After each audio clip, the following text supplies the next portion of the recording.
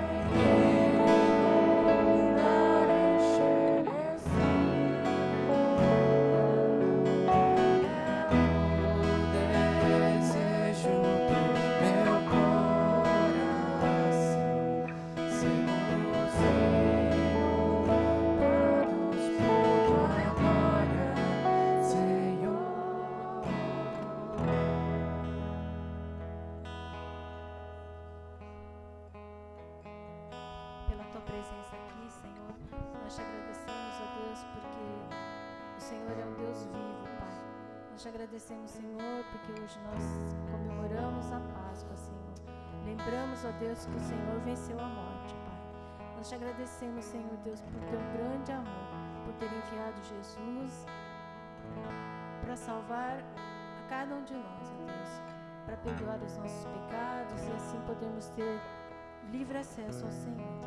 Obrigado, Deus, porque Jesus ressuscitou no terceiro dia e Ele está vivo, Senhor. E depois também que Ele subiu, Senhor.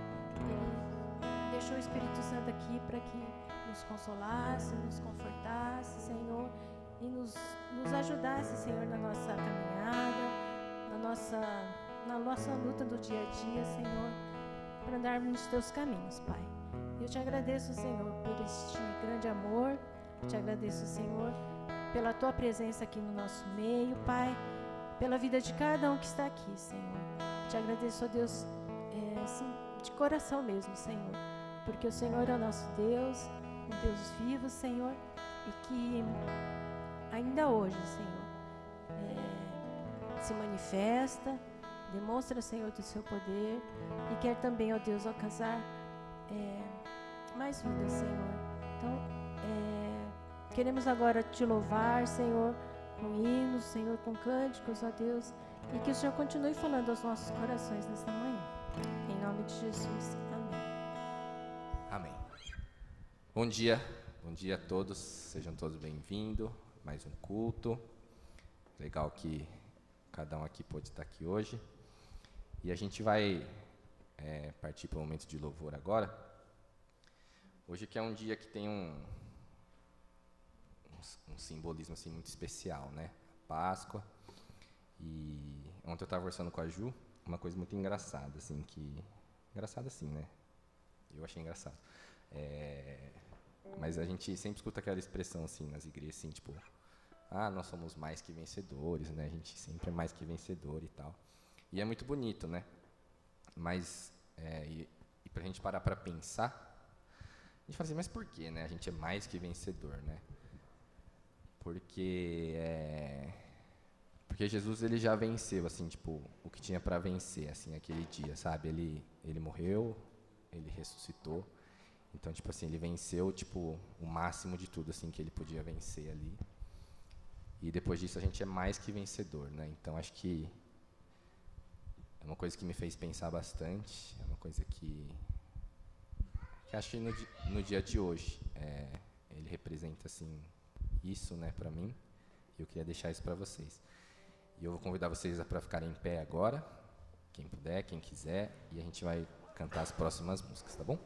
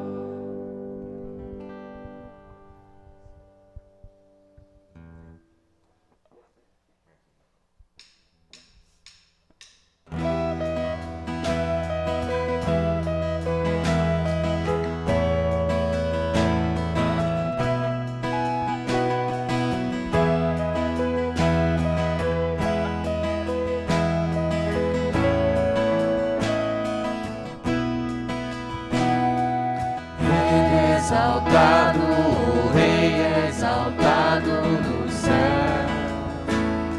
Eu louvarei, Ele é exaltado para sempre, exaltado seu nome. Louvarei,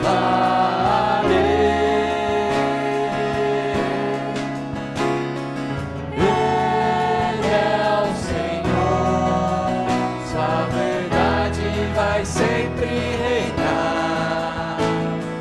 Terra e céus glorificam seu santo nome. Ele é exaltado, o Rei é exaltado no céu.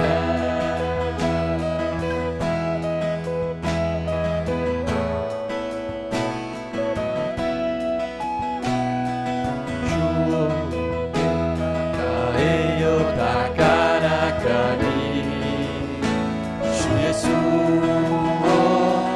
Shuo metaka eyo tokoshiemi Shu Yesu no nao Shu no ai Itsumade mo kawarazu Zenchi-o yorokobi de mitasu Shu-o metaka eyo takarakani Shu-o metaka eyo takarakani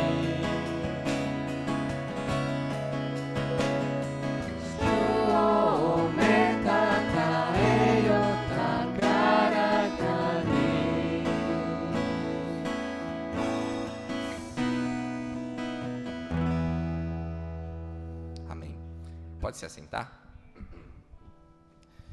Eu vou abrir rapidinho, vou chamar o Marcos. Acho que ele vai ter um testemunho. É isso, pastor? Ele vai cumprimentar o pessoal aqui. O pastor, acho que avisou ele. Obrigado, Karina.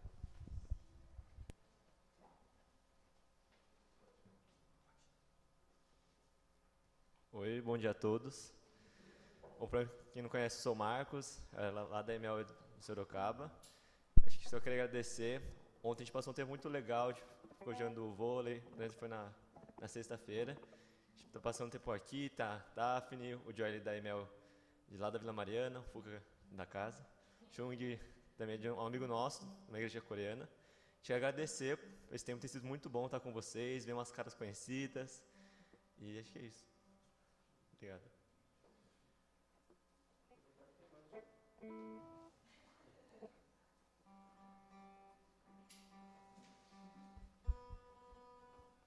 Legal. A gente tem 2 visitantes, acho que está junto com o pessoal ali, né? O Rodrigo. Quem é o Rodrigo? Rodrigo e o Guilherme. Sejam bem-vindos. Acho que o pessoal já é conhecido ali, tá? O Marcos. O Fuca também é daqui, né, Fuca? Então sejam bem-vindos quando vocês vierem a Marília. Vocês estão mais do que convidados aí para jogar vôlei, para ficar aqui na igreja. E é um prazer poder receber vocês aqui, tá bom? Então agora nós vamos cantar mais uma música rapidinho. Pode ficar em pé, a gente vai cantar uma música que a gente nunca tocou aqui, mas ela é uma música muito... Põe pra frente, acho que um versículo depois dele. Mais um. Eu queria ler esse versículo, ele está em Salmo 105. Ele fala assim: pois o Senhor é bom, e o seu amor dura para sempre, e a sua fidelidade por todas as gerações. E voltando lá na música lá, essa música ele fala ali: tu és bom, tu és bom, tu és bom, né?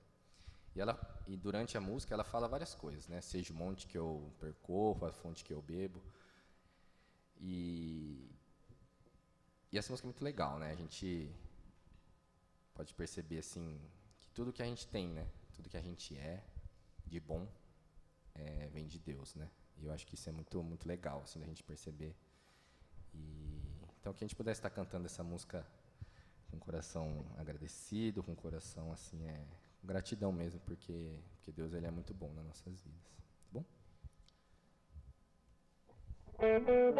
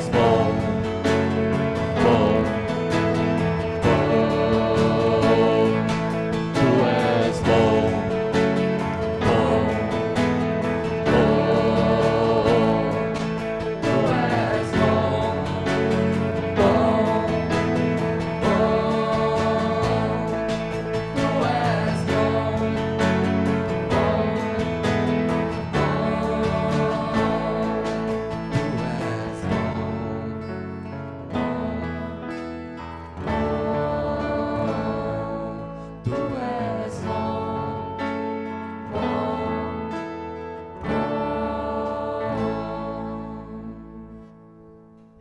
Bonita essa música, né? Eu gosto dela. A gente vai cantar mais uma vez. Quem tiver preparado, quem sentir que quer trazer oferta, trazer o seu dízimo, tá aqui o gasofilácio. É só trazer, tá bom?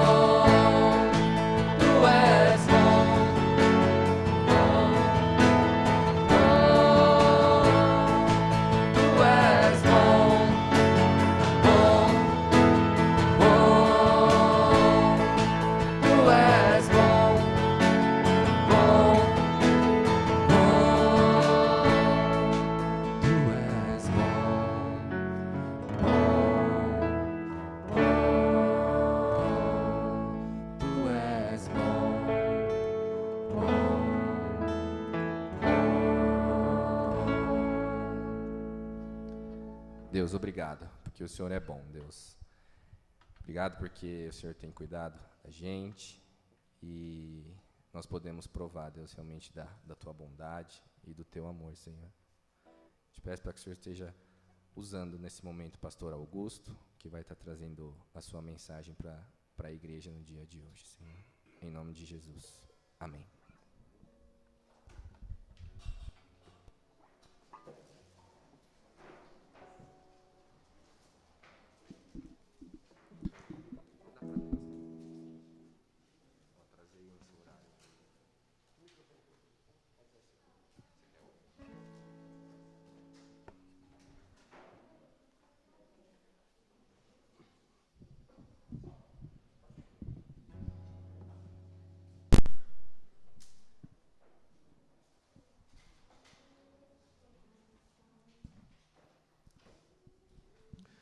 Bom dia a todos.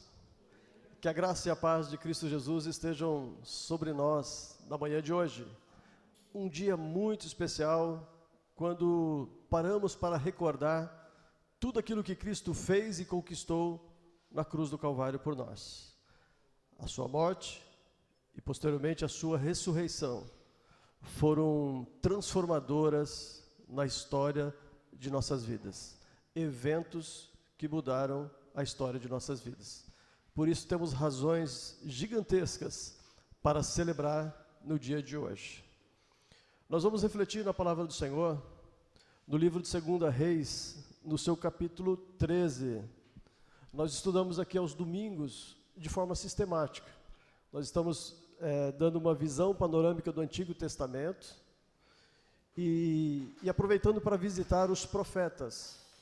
Já estudamos sobre a história de Elias, e agora vamos estudar a história de Eliseu. Estamos encerrando a história de Eliseu e hoje é o último evento, o evento da morte de Eliseu. Por ocasião da Páscoa, nós poderíamos interromper esse estudo sistemático e falarmos precisamente da Páscoa. Mas o texto tem total relação sobre o que a gente deve refletir numa ocasião tão especial, num evento tão importante para os cristãos de todo o mundo. No segundo livro de Reis, no seu capítulo 13, eu quero falar sobre a morte de Eliseu, o fim do ministério desse grande profeta, lá no versículo 14, e vou do versículo 14 até o 21. Quando Eliseu estava sofrendo da enfermidade da qual viria a morrer, Jeoás, rei de Israel, foi visitá-lo. Chorou diante dele e disse: meu pai, carros de Israel e seus cavaleiros. Então Eliseu disse ao rei: pegue um arco e algumas flechas. Jeoás pegou o arco e as flechas. Eliseu disse ao rei de Israel: empunhe o arco. O rei fez assim. Então Eliseu pôs as mãos sobre as mãos do rei e disse: abra a janela que dá para o leste. O rei a abriu. Eliseu continuou: atire. E o rei atirou. Então Eliseu disse: flecha da vitória do Senhor, flecha da vitória contra os sírios. Você vencerá os sírios em Afeca, até acabar com eles. Eliseu disse mais: pegue as flechas. Ele a pegou. Então disse ao rei de Israel: atire contra o chão. O rei fez isso 3 vezes e parou.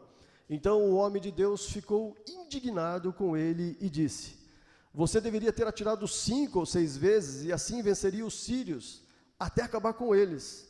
Mas agora vai vencê-los só 3 vezes. Eliseu morreu e o sepultaram. Ora, bandos dos moabitas costumavam invadir a terra, no começo do ano. Aconteceu que, enquanto alguns sepultavam um homem, eis que viram um destes bandos.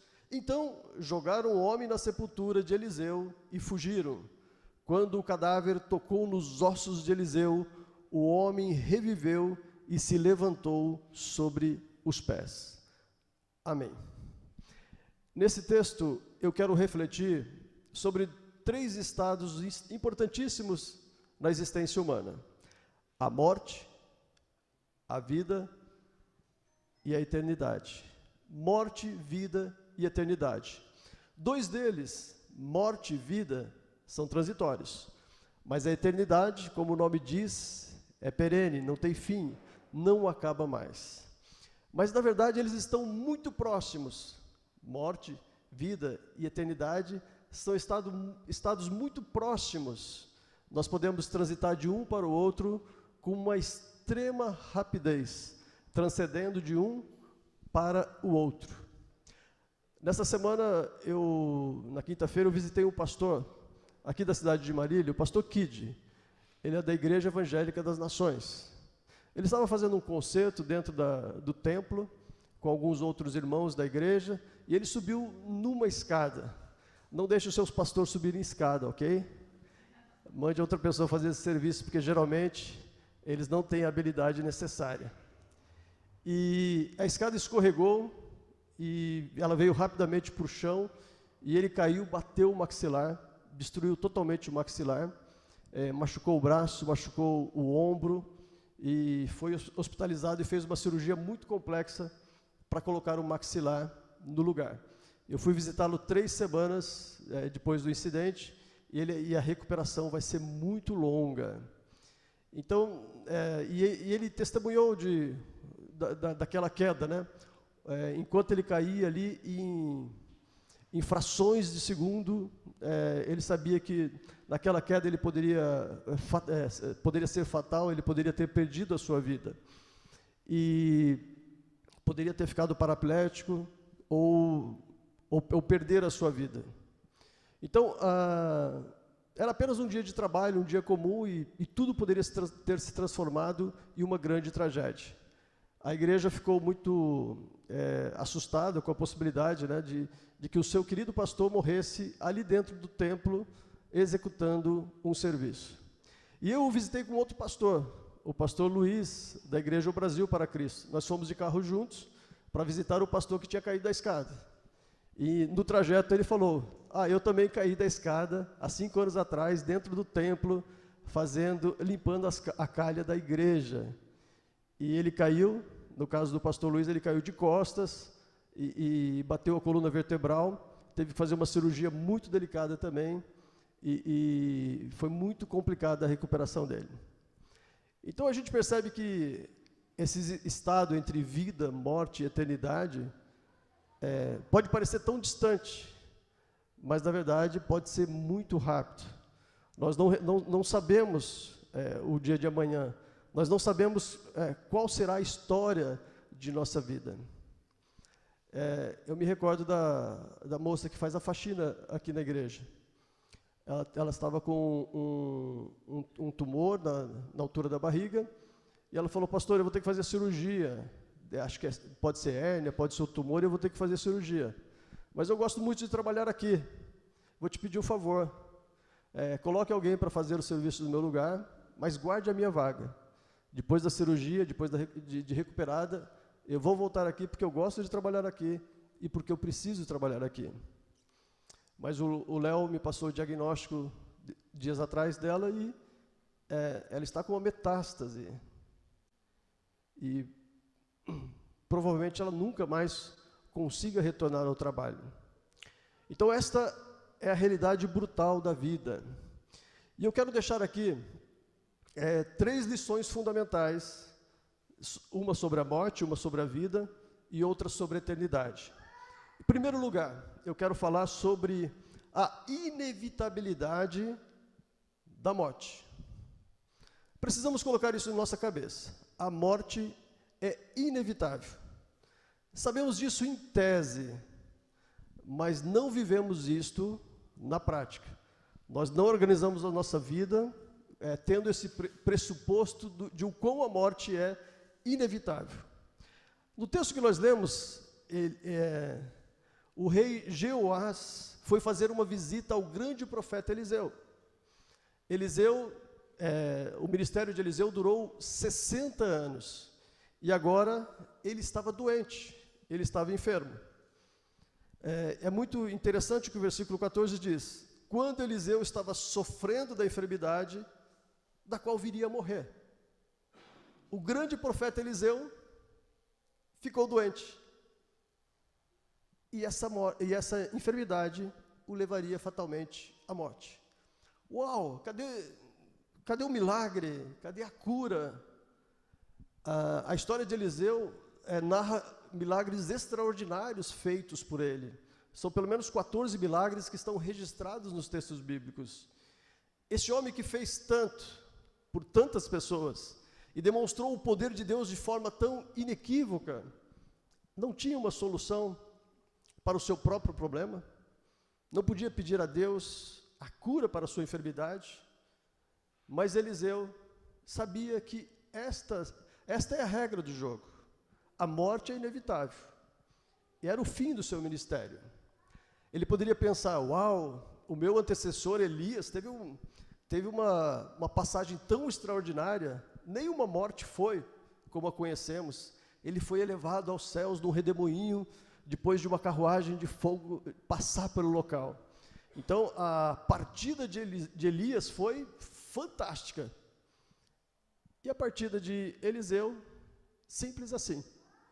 Ficou doente e morreu. Sem cura, sem milagre, sem nada extraordinário. Eliseu estava bem conformado com este fato, porque ele entendia que a morte era inevitável. Ele cumpriu o seu ministério por 60 anos. O ministério de Elias foi bem mais curto, 20 anos. O ministério de Eliseu durou 60 anos, 3 vezes maior do que o ministério de Elias. E ele entendeu que a sua missão estava cumprida. E não havia nenhum problema teológico, nenhuma crise existencial no fato de que a morte era inevitável. Então,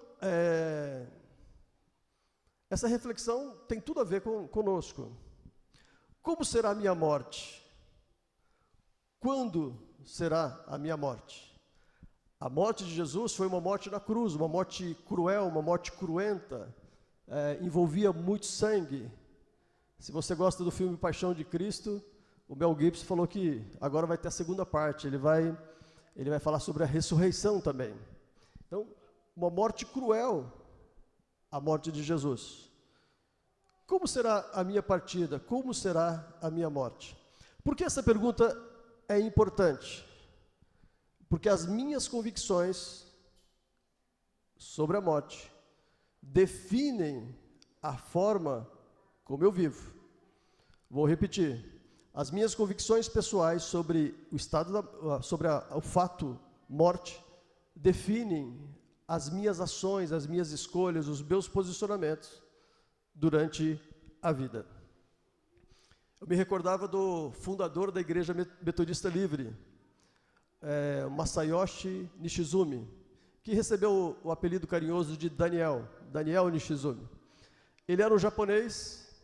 A Igreja Metodista Livre começa nos Estados Unidos, foi para o Japão, e Nishizumi sentiu, ainda jovem, sentiu o desejo de vir para o Brasil e evangelizar os japoneses, os imigrantes que aqui estavam. E ele veio e realizou um trabalho, mas ele não dominava o português, então ele pregava apenas para os japoneses. Depois ele pediu socorro para os americanos e disse: olha, esse país é continental, eu preciso de ajuda. Aí os norte-americanos começaram a enviar missionários para o Brasil e começaram a evangelização dos nacionais, dos brasileiros. Nishizumi fez um trabalho extraordinário na medida das suas forças, mas ele morreu muito cedo. Ele chega ao Brasil em 1928 e já em 1946 ele veio a falecer. Então ele trabalhou uns 18 anos aqui no Brasil e apenas 10 anos depois de realizar o primeiro culto metodista livre no Brasil, ele veio a falecer.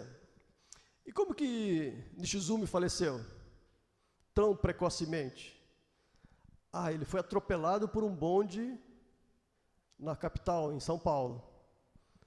Que morte, né? Ser atropelado por um bonde. Será que o fundador da Igreja Metodista Livre no Brasil não poderia ter uma morte mais suntuosa, mais especial? Ou ele não poderia ter vivido muito, muito mais?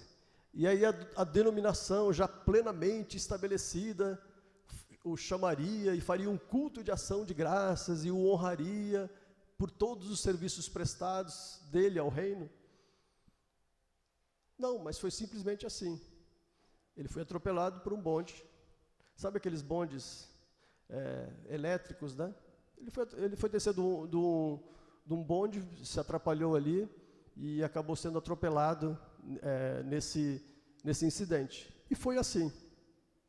Portanto, a morte, ela não cede, ela não negocia, ela não faz um acordo, ela não tem prorrogação de prazo, ela simplesmente chega. Ela não se abala diante das súplicas da família, ela não se comove com as nossas lágrimas, com os nossos choros. Isso não é importante. A morte é inflexível, é implacável, ela é inexorável. Ela simplesmente chega e acontece. E a este fato inequívoco, nós precisamos refletir. E a minha vida deve ser norteada por isso. O profeta Eliseu chamou o rei de Israel e disse, eu estou partindo por causa dessa doença. Isso é fato. E você precisa continuar agora sem a minha presença e sem a minha influência. Isso me leva ao segundo ponto, que fala sobre a intensidade da vida. Eu falei sobre a inevitabilidade da morte, agora eu vou falar sobre a intensidade da vida. A grande pergunta para aqueles que servem a Deus é como vivemos, é como servimos. Não é quanto tempo viveremos, mas é com qual intensidade faremos o que precisa ser feito. Qual será a nossa garra diante da missão proposta por Deus a nós? Porque Eliseu chamou o rei Jeoás. O rei Jeoás não era um cara assim, nota 10. Entre os muitos reis que se corromperam, Jeoás foi um rei mediano. Consertou algumas coisinhas, mas permitiu que a idolatria corresse solta no território de Israel. Ele não combateu a idolatria e permitiu que a nação se envolvesse em muitos pecados. Então era um rei moralmente frágil, espiritualmente fraco, mas mesmo assim ele tinha algum nível de temor e ele sempre procurava ter conversas com o profeta Eliseu. Tanto que nessa conversa o rei chora pela partida de Eliseu e ele diz no versículo 14: meu pai, carros de Israel e seus cavaleiros.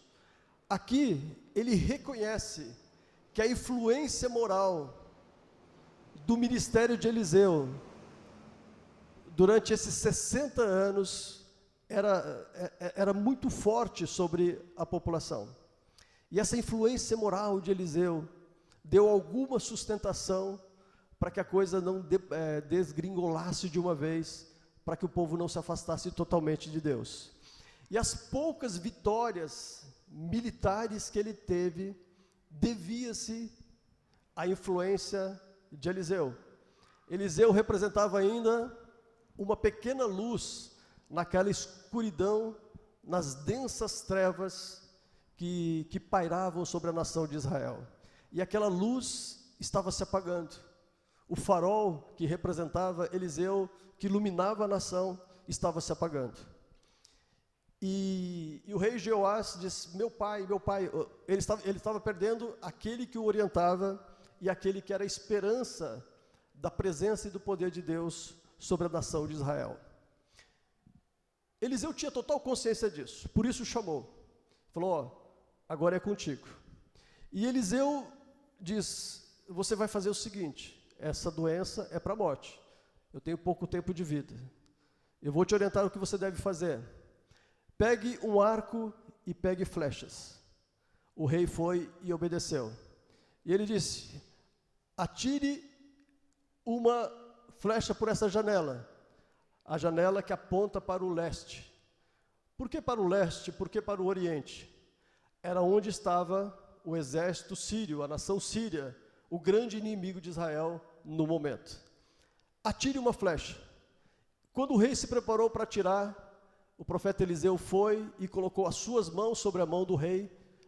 Como você faz com uma criança, sabe? Quando uma criança vai usar a faca pela primeira vez e você vai lá e pega na mão dela e ajuda. O rei fez isso, Eliseu fez isso e ajudou o rei. A flecha foi atirada pela janela em direção à Síria. Eliseu disse: é exatamente disso que estamos falando. Deus vai te dar vitória sobre a nação síria, o nosso maior inimigo. Esta flecha representa a vitória de Deus. Aí o profeta Eliseu se afasta e falou: agora é contigo. Atire mais flechas no chão. Aí o rei foi, pegou uma flecha, atirou, atirou a segunda flecha no chão e a terceira flecha. E Eliseu de longe observando. Percebe que não é uma pegadinha? Não era uma pegadinha de Eliseu. Eliseu deixou muito claro sobre o que eles estavam falando e o que estava em jogo.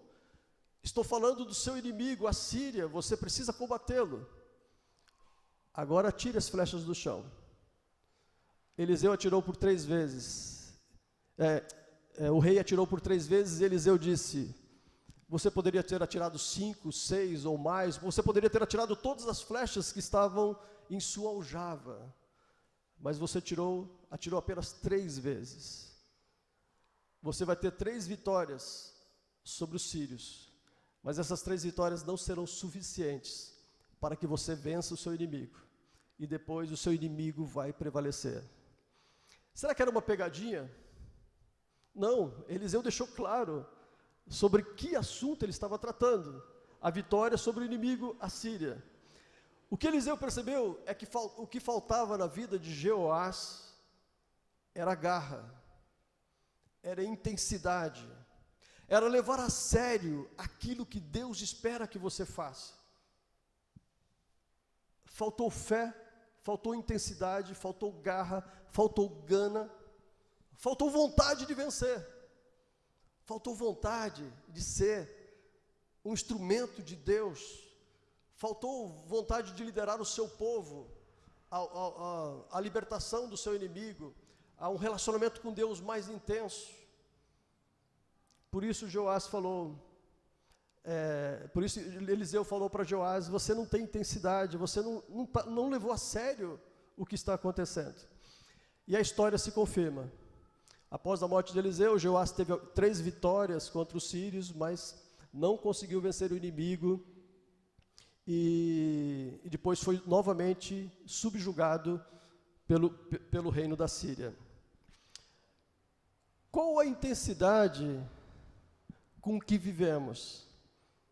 Esta é a grande pergunta. Não fique procurando elixir da juventude para tentar viver o máximo possível.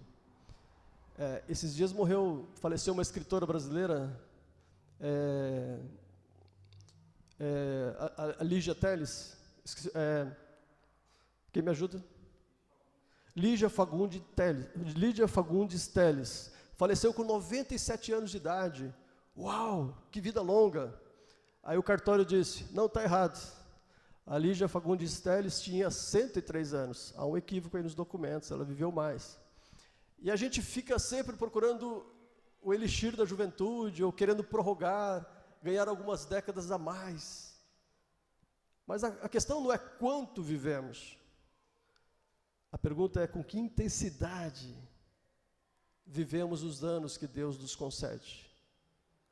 Eliseu viveu intensamente a possibilidade que Deus lhe deu.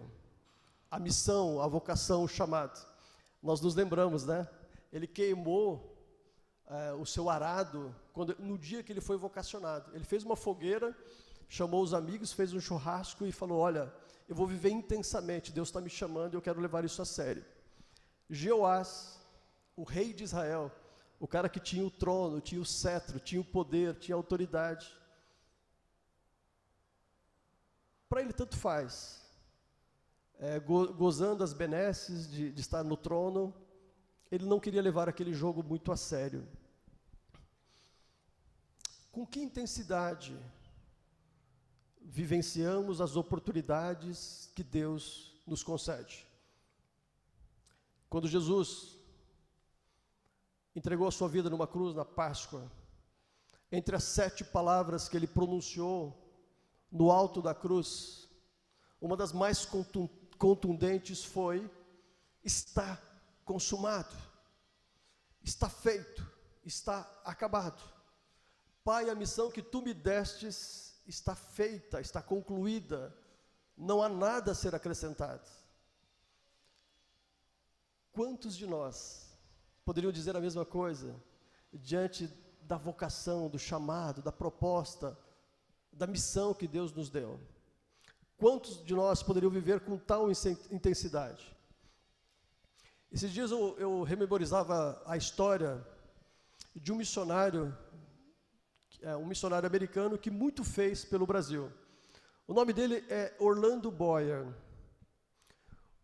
Esse missionário, ele veio para o Brasil, ele nasceu em 1893, ainda no século XIX. Ele casou-se aos 21 anos de idade e ele veio ao Brasil aos 34 anos de idade. Ele chega aqui em 1927. Ele era casado com a sua esposa Ethel, e eles foram casados durante 53 anos. Ele era da Igreja de Cristo. Primeiramente, ele foi para o sertão brasileiro. Trabalhou em Alagoas, Pernambuco, Ceará. Depois ele foi para o sul, trabalhou em Santa Catarina e fez uma breve passagem nos Estados Unidos, depois retorna. Foram 53 anos que ele serviu, 51 anos que ele serviu em solo brasileiro. E Orlando Boyer tem histórias pitorescas dele. Uma delas é que um dos missionários, o Sr. Schmidt, um casal de missionários, foi sequestrado por por Lampião, no sertão nordestino. Lampião sequestrou aquele casal de missionários e Orlando Boyer foi lá negociar. Você imagina o que é negociar com Lampião, o rei do cangaço? Aquele que nunca perdia, né? Sempre ganhava. E Lampião pediu 5 contos de réis para libertar o missionário. Orlando Boyer juntou algumas moedas, não chegou nem a 1 conto de réis, e juntou aquelas moedas e foi conversar com Lampião. Podia ter levado um tiro, né? Podia ter sido morto. E ali ele apresenta aquelas moedas e Lampião falou: isso é ridículo, você acha que isso não é nada? Aí Orlando Boyer abre a sua Bíblia e começa a pregar para Lampião. Lampião gostou da conversa e do que ouviu e falou: você está liberado, pode levar o casal de missionários embora. Eu gostei de conversar com você. Devolveu as moedas de Orlando Boyer e ainda deu algumas moedas. Você pode imaginar alguém tirando vantagem ou ganhando algo de Lampião? E ele levou, e ele conseguiu libertar o casal de missionários. Há uma outra história, que o casal chegou na cidade de Sobral, no Ceará, numa época em que o evangelho estava completamente fechado aqui no Brasil. Não se podia pregar o evangelho. Os protestantes não tinham liberdade religiosa nenhuma. E ele se hospedou num hotelzinho na cidade de Sobral. E nessa pequena cidade, de madrugada, quando as luzes se apagaram, toda a população foi ali para a porta do hotel.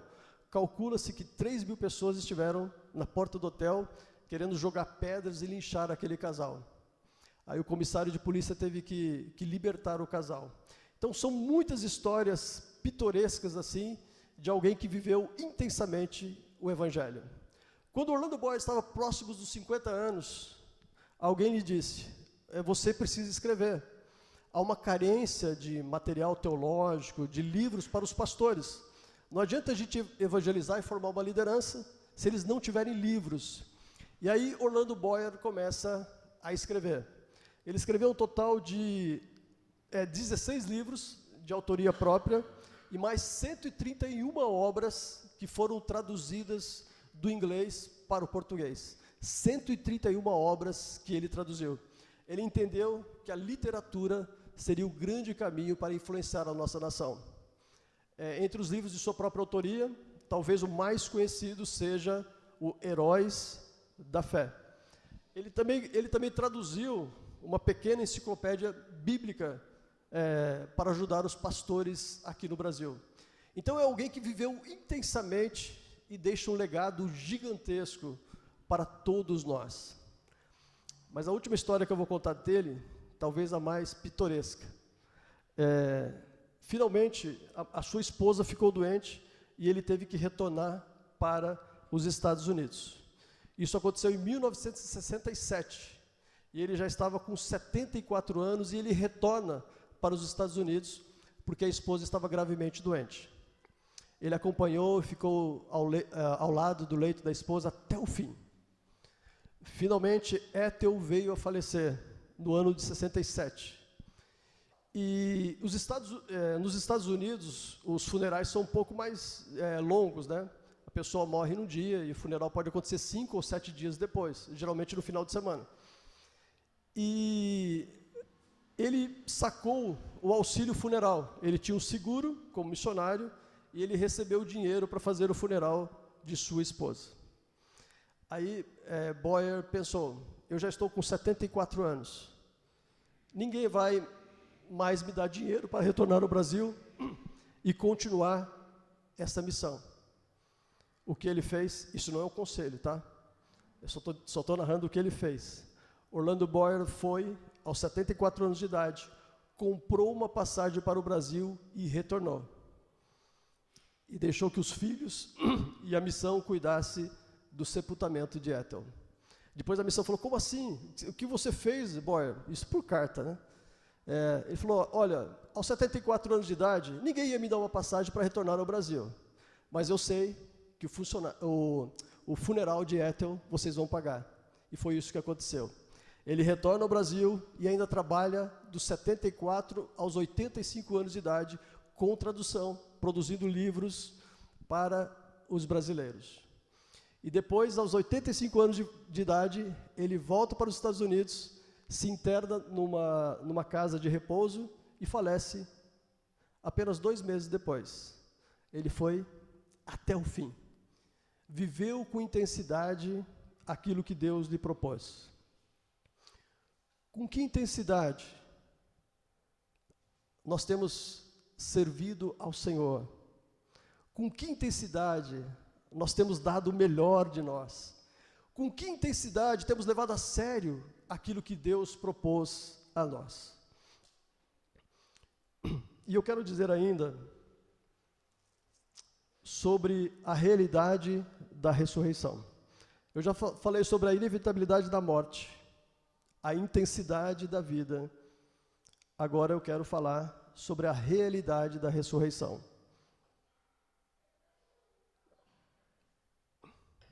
O Antigo Testamento narra apenas 3 ressurreições.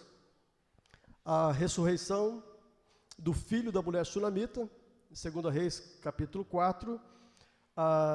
O profeta Elias também ressuscitou o filho da mulher de Sarepta, a mulher da Fenícia. E aqui nós vemos a ressurreição de um desconhecido. Ali no finalzinho do versículo 20, Eliseu morreu e o sepultaram. Ora, bandos dos moabitas costumavam invadir a terra no começo do ano. Aconteceu que, enquanto alguns sepultavam o homem, eis que viram um desses bandos, então jogaram o homem na sepultura de Eliseu e fugiram.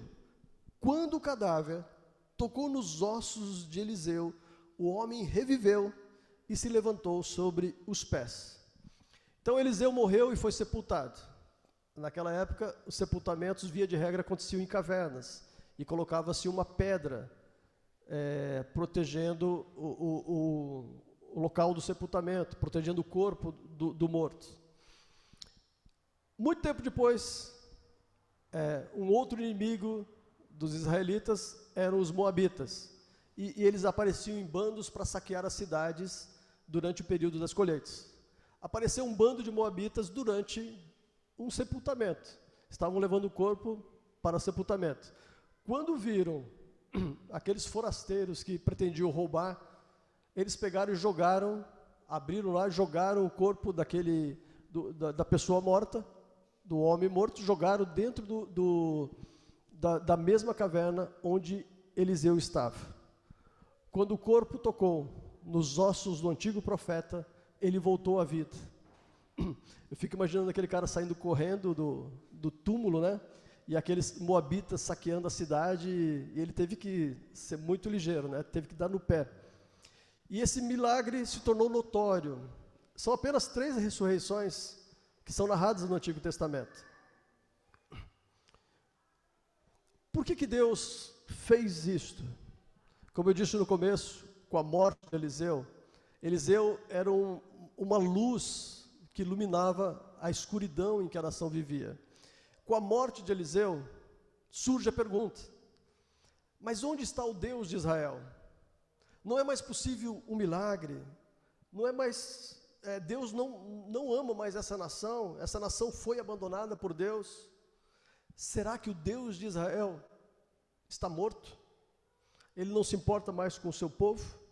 Será que ele ainda está disposto a operar milagres?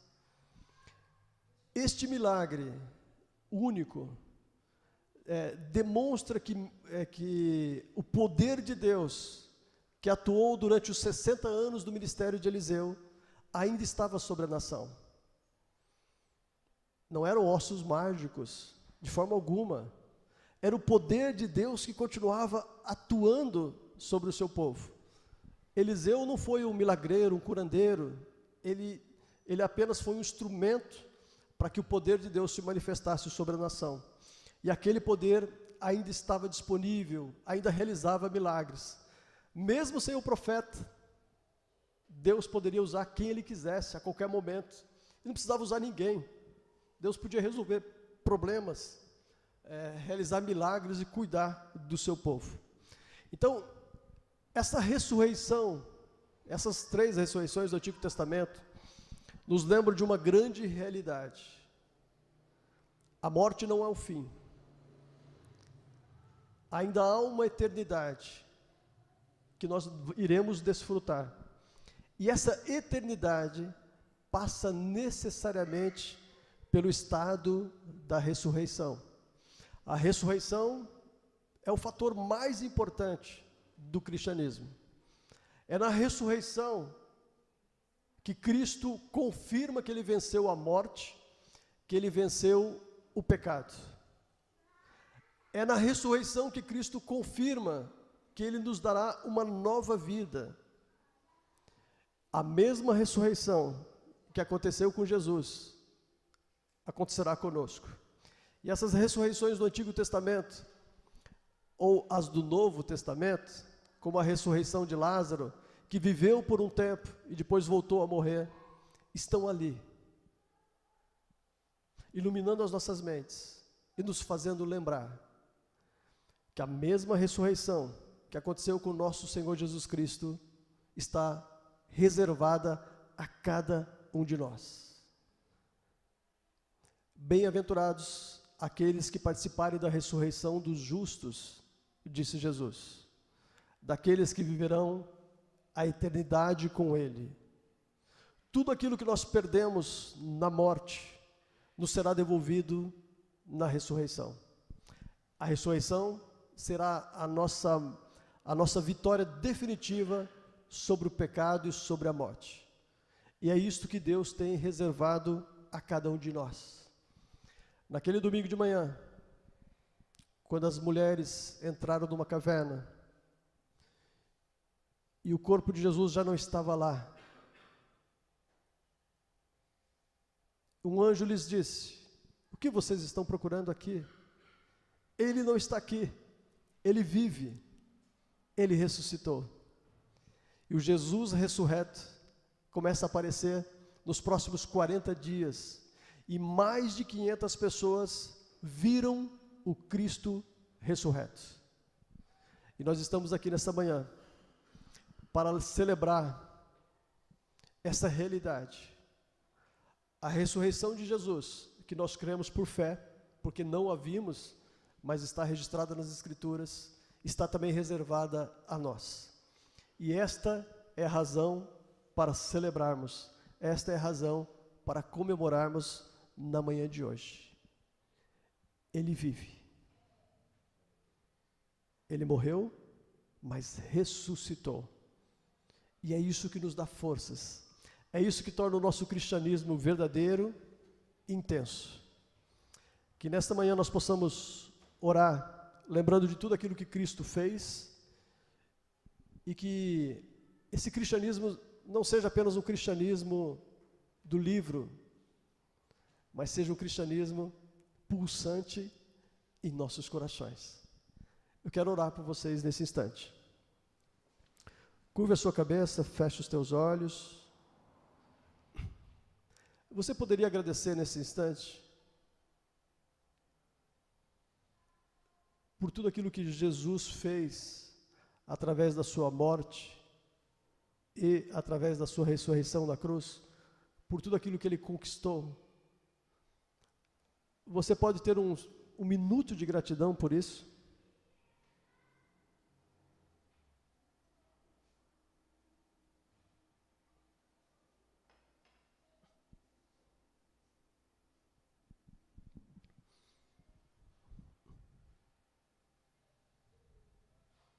E também uma pergunta. A forma como temos vivido e as escolhas que temos feito mostram que estamos vivendo um cristianismo intenso, autêntico, verdadeiro. Ele realmente norteia as nossas ações? Ou é apenas a religião que nós escolhemos? Aderimos a uma religião, mas não vivemos essa fé intensamente. Ela não nos move, ela não mexe conosco.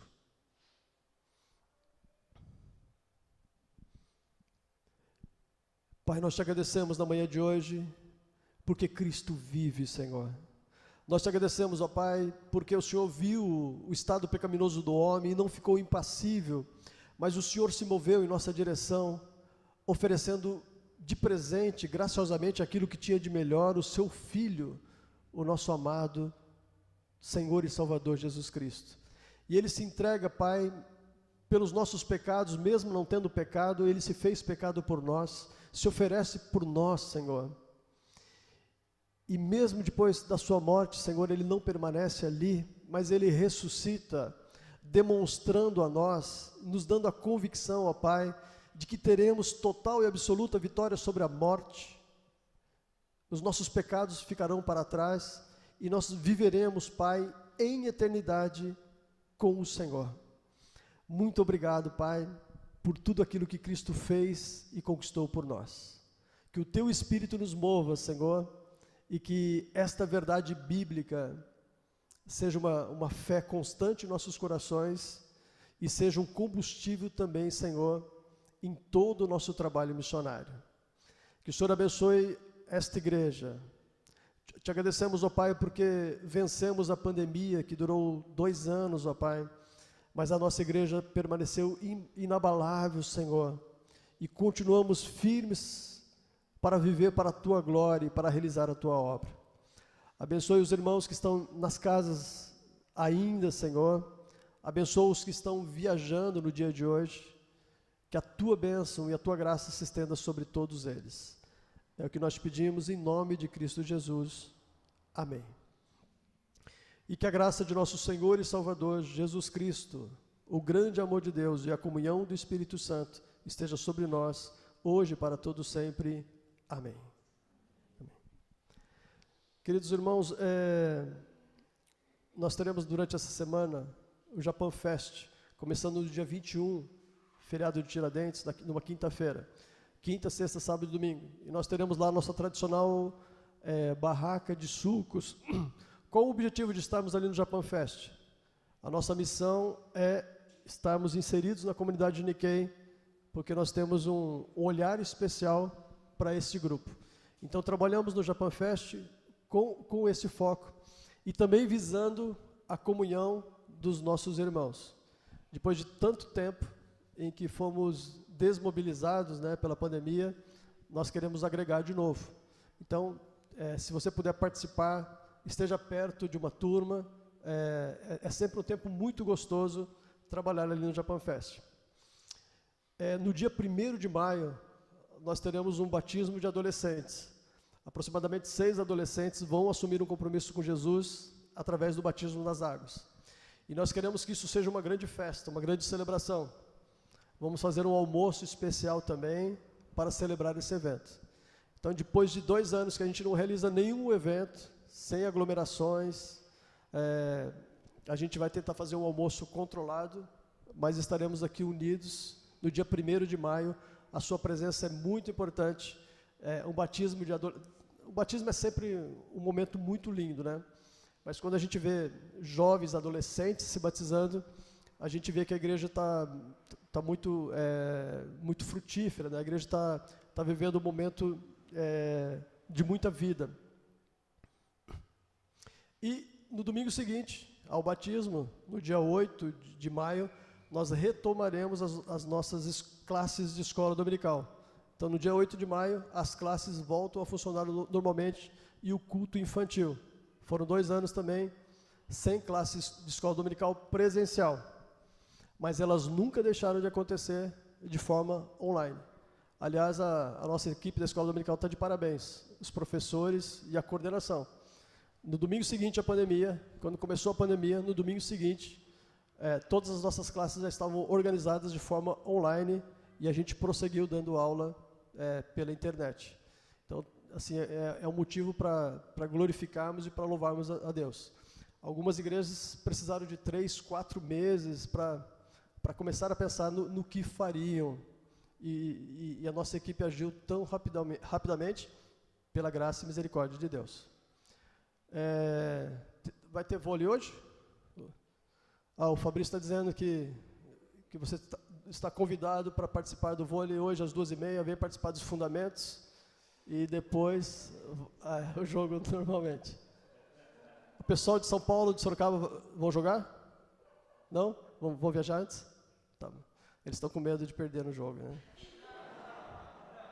Saída estratégica, né, Tati? Então, Deus abençoe a todos, tenham um bom domingo. Eu ia pedir para você abraçar, beijar todo mundo, mas ainda não pode, tá? Contenham-se, por favor, contenham-se.